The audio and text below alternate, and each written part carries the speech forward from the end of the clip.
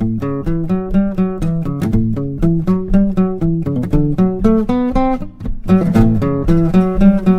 that I didn't appreciate then, that I appreciate now.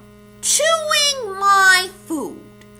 Don't waste your time on applesauce and all the mushed up processed food at Thanksgiving. You tell them you want to chew your carrots, and then they start pureeing your meat. It's true. I don't make this stuff up. Green Sweater had it all over himself yesterday. As you can tell, I don't care too much for that man and his wool with liquid roast beef all over him. Disgusting.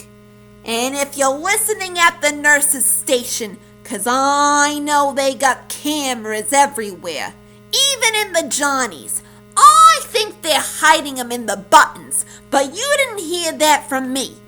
As I was saying, oh yeah, out with liquid meat, in with solid steak. I'm running on prune juice, baby, running on prune juice.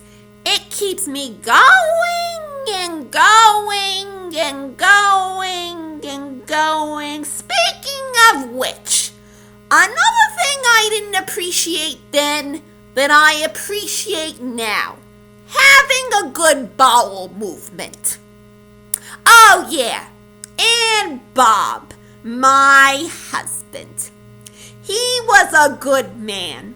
He was. But then, he used to take the milk and drink it straight from the cotton. And the next morning, when I pour it into a glass, there would be little hairs from his mustache floating on top. That thing was a hairy beast. When he came back from the military, he grew hair everywhere in retaliation for them making him shave it off. He had hair in places that I don't even feel comfortable mentioning. And did he ask me how I thought about it? No. Once a man wins a woman, he doesn't feel the need to impress. And once a man hits 70 and he's married to her, there's no telling what he might feel entitled to do. We would watch the infomercial for Romantic Melodies for those who remember.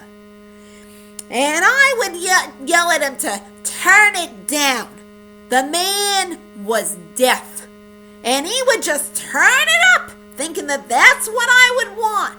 And I'd keep shouting, and he'd turn it up some more. And then he'd stink up the room with his farts. Sometimes I think he wasn't just singing along to the music, he was tooting along to the music.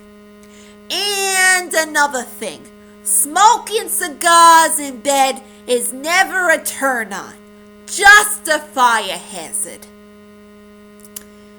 You know though, even with all that, I still miss him. I take that hairy chest of his any day. So yeah, I appreciate Bob now and all the people who have been placed in my life.